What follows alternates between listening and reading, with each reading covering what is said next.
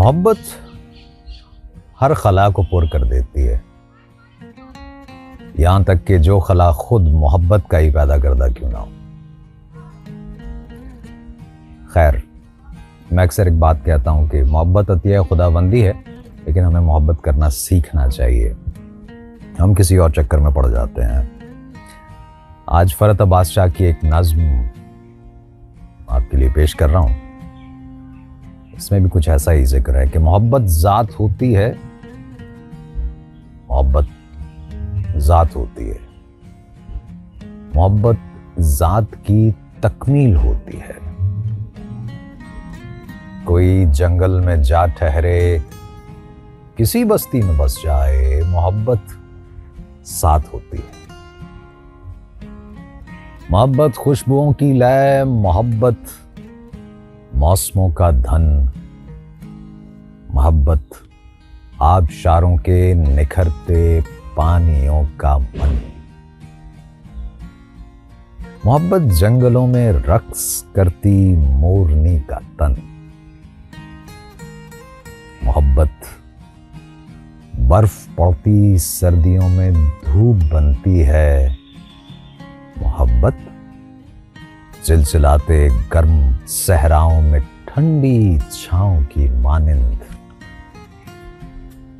मोहब्बत अजनबी दुनिया में अपने गांव की मानिंद।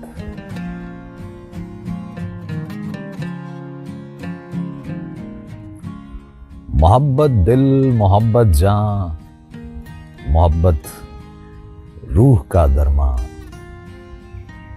मोहब्बत मूर्ति है और कभी जो दिल के मंदिर में कहीं पर टूट जाए तो मोहब्बत कांच की गुड़िया।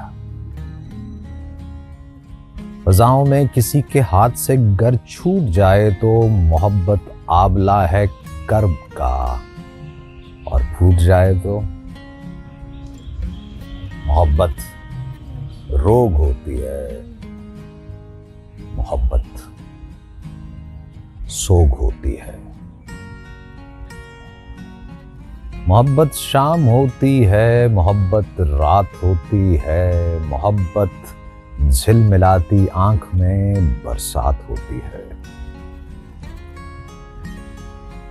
मोहब्बत नींद की रुत में हसीन ख्वाबों के रास्ते पर सुलगते जान को आते रत जगों की घात होती है। मोहब्बत जीत होती है, मोहब्बत मात होती है, मोहब्बत जात होती है। सोचिएगा, मोहब्बत करना सीखिए। मिलते हैं।